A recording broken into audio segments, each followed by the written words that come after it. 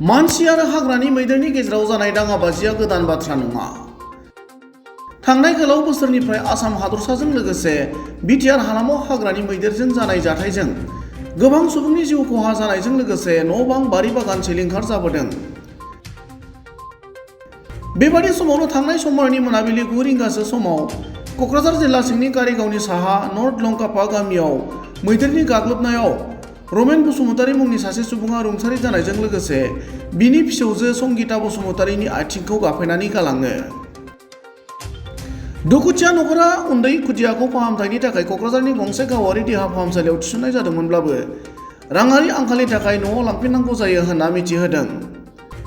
गुबुन फारसेथिं नखरनि बिगोमा रमेन बसुमतारीया मैदेरजों गाथारजानायनि उनाव दा नखराव रां खामायग्रा सुबुं गैयैनि जाउनाव जोबोर जेंना नुजाथिदों।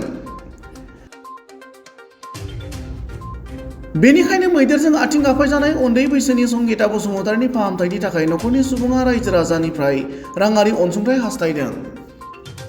जोबोर गिदिर खैफोदाव गोग्लैबाय नै दिनै मैदेरा फैनानै आंनि फिसा आरो आफाखौ गानानै गालांजोब्बाय। सोरबाया आफायाथ' गैला।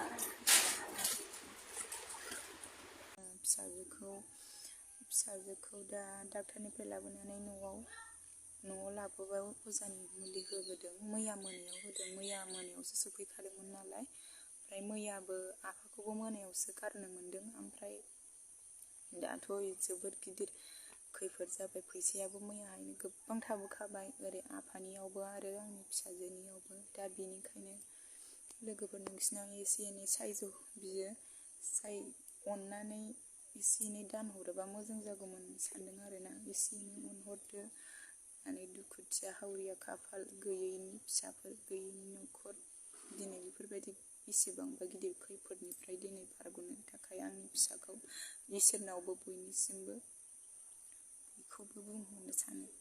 QR क'ड होदों बेफोराव अननानै सोरबा एसे एनै डनेसन हरोबा मोजां जागौमोन आरोना। फिसाखौ जोङो नायनांगोन ना।